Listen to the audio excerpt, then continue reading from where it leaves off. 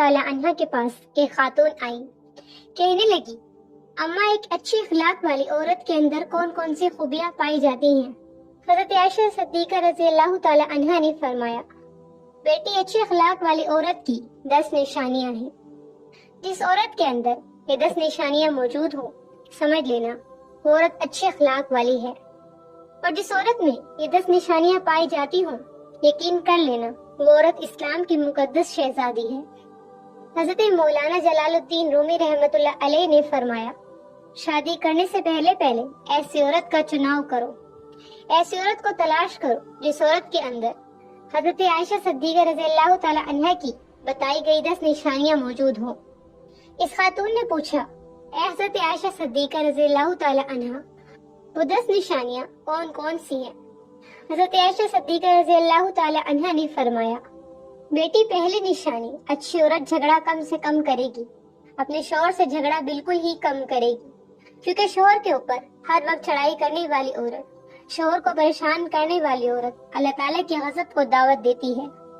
ہر وقت چڑھائی کرنے والی عورت، تلخ لہجہ اپنانے والی عورت اللہ تعالیٰ کی غضب کو دعوت دیتی ہے، اور جب اللہ کا قہر ٹوٹتا ہے تو پھر روتی ہے، چلاتی ہے، لاوارث ہو جاتی ہے.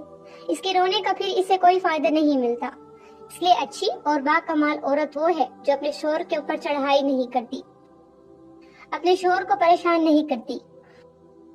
نمبر 2، فرمایا ایسی عورت جو اپنے ہاتھ کو ہر وقت کھولے رکھتی ہے، سخاوت چلاتی ہے اور صدقہ دینے میں دیر نہیں کرتی.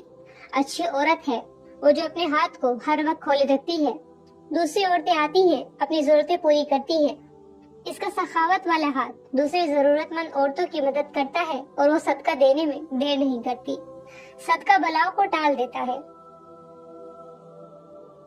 بنی اسرائیل کی ایک خاتون کپڑے دھو رہی تھی، اس کا ایک بچہ اس کے ساتھ کھیل رہا تھا.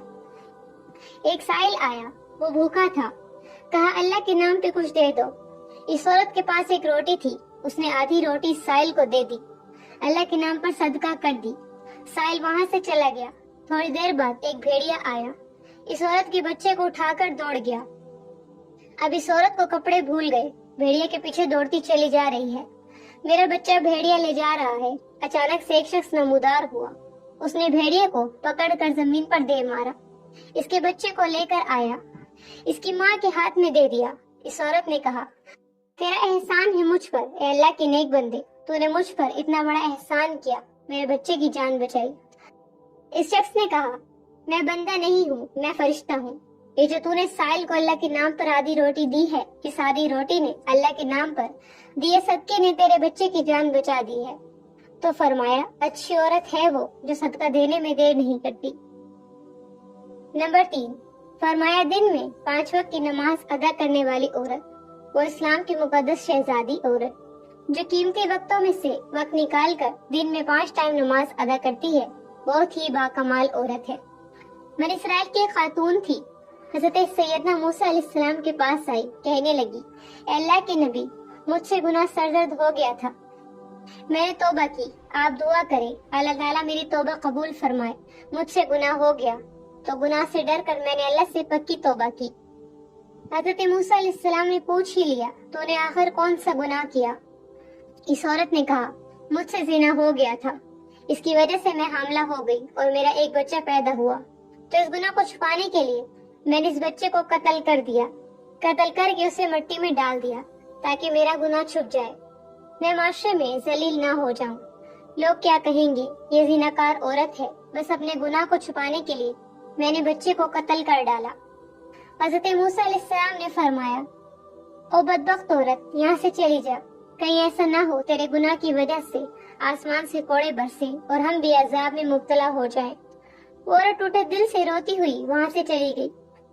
اتنے میں حضرت جبرائیل علیہ السلام نے آ کر کہا اے اللہ کے نبی، اللہ کہتا ہے تو نے توبہ کرنے والی کا دل توڑ دیا. اے موسیٰ کہ تو نے اس سے بھی بدتر گناہ کرنے والا کوئی نہیں پایا، اے موسیٰ کہ تو نے اس سے بھی بدتر گناہ کرنے والا کوئی نہیں پایا.